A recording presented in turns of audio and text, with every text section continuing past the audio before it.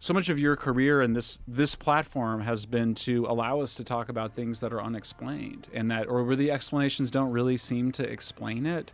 There's something more, as William James would say, there's something more. And I think that the denial of anything more, this idea that, we know everything and we know we don't know anything. That's hubris. It's just crazy. But those people are silly. They're more silly than the believers, because this idea that, like, look, if you have a completely novel experience, like say if you are Commander David Fravor and you encounter this Tic Tac shaped object that's hovering over something that appears to be a ship that's under the water. This thing takes off at a absolutely preposterous speed that is documented both in radar and visually and on camera, right? So they've got video of this thing moving. They say that it went from above 50,000 feet above sea level to sea level in less than a second, which would require more energy than the entire United States produces in a year in order to get an object to move that quickly. And it does that with no heat signature. Okay, if this is all true, just that alone. Now imagine you have this completely novel experience. And because I haven't had it, and you haven't had it, and Jamie hasn't had it, well, it's very simple and easy to dismiss it. But if this happened, what do you expect the person to do? What do you expect a decorated pilot in the Navy, a guy who has a rock solid record, there's nothing about him that screams that he's a kook or he's mentally ill, and when you talk to him, he's incredibly meticulous, very intelligent, very disciplined.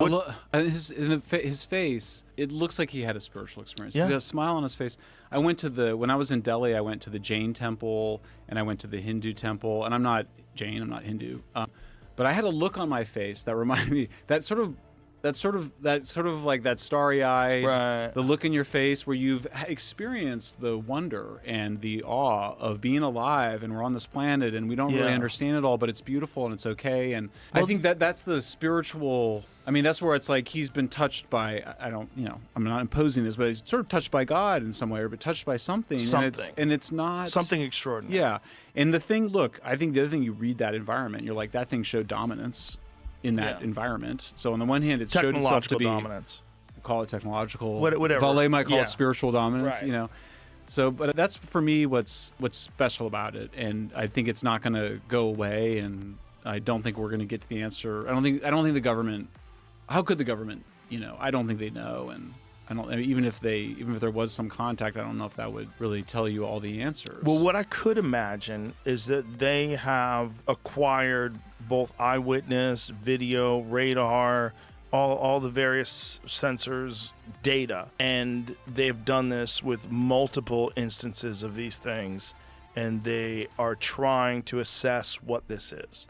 And they have a long-standing study of these things that would both be disturbing and confusing to a lot of people and disruptive to society. I'm sure you're aware of Hal Puthoff and what happened with him during the Bush administration, where they brought him in and they essentially told Hal Puthoff, now this is assuming Hal's telling the truth and I have no reason to think he's lying. They brought him in and a bunch of other scientists and a bunch of other thinkers and said, I want you to create a chart.